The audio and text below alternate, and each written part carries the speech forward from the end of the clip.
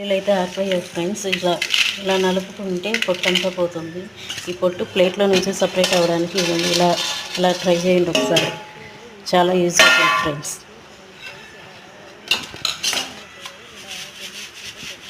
చూడండి పల్లెల నుండి పొట్టు ఎలా రిమూవ్ అవుతుందో చూడండి ఫ్రెండ్స్.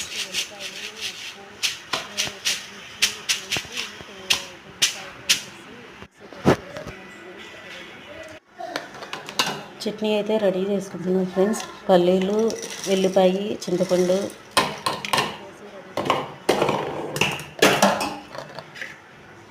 పచ్చిమిర్చి వేసుకుంటున్నాం ఫ్రెండ్స్. పచ్చిమిర్చి మంటలేవు ఫ్రెండ్స్, అందుకే అన్నీ వేసుకున్నాను.